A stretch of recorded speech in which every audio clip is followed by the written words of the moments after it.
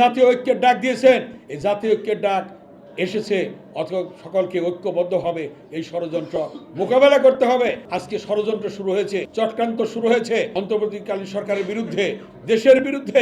নির্বাচন হবে, সেই নির্বাচনের মধ্য দিয়ে বিএনপি ক্ষমতায় আসলে জাতীয় সরকার গঠন হবে।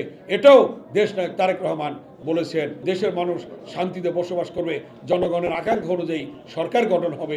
এটাই হোক আজকের এই গণতন্ত্র দিবসে আমাদের প্রত্যয়, আমাদের শপথ। আজকে অন্তর্বর্তীকালীন সরকারকে আমাদের সহযোগিতা করতে হবে।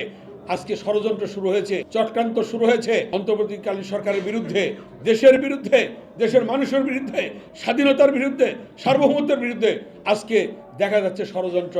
এই ষড়যন্ত্রকে মোকাবেলার জন্য ইতিমধ্যেই আজকে প্রধান যে উপদেষ্টা, তিনি সকল রাজনৈতিক দলকে ডেকেছিলেন। সেদিন আমরা দেখলাম যে আমাদের দলের পক্ষ থেকে নেতৃবৃন্দ গিয়েছিলেন। সানবিট সব দিবে সামাল। সানবিট ম্যাজিক প্রেস ডিশওয়াশিং এর মাথা ঘোরানো সলিউশন। সেদিন বক্তব্য রেখেছেন আজকের যিনি প্রধান অতিথি, আমাদের বিএনপির সিনিয়র স্থায়ী কমিটির সদস্য, সাবেক মন্ত্রী ডক্টর খন্দকার মোশাররফ হোসেন স্যার। অতএব যে জাতীয় ঐক্যের ডাক দিয়েছেন, এই জাতীয় ঐক্যের ডাক এসেছে, অথবা সকলকে ঐক্যবদ্ধভাবে এই ষড়যন্ত্র মোকাবেলা করতে হবে।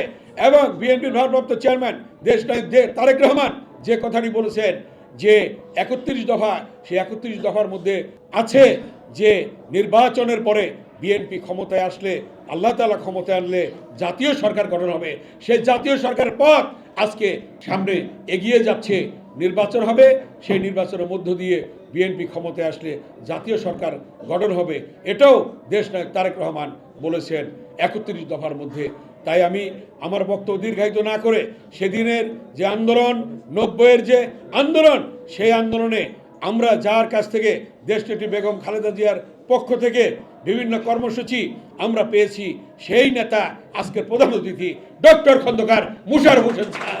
অতএব আজকেও সেই ডক্টর খন্দকার মোশাররফ হোসেন স্যার দেশনায়ক তারেক রহমানের নেতৃত্বে তিনি নেতৃত্ব দিচ্ছেন।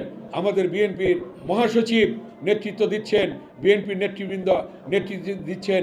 এই নেতৃত্বের মধ্য দিয়ে আগামী দিনে এই গণতন্ত্র আবার চলতে থাকবে, দেশ পরিচালিত হবে এবং দেশের মানুষ শান্তিতে বসবাস করবে, জনগণের আকাঙ্ক্ষা অনুযায়ী সরকার গঠন হবে। এটাই হোক আজকের এই গণতন্ত্র দিবসে আমাদের প্রত্যয়, আমাদের শপথ।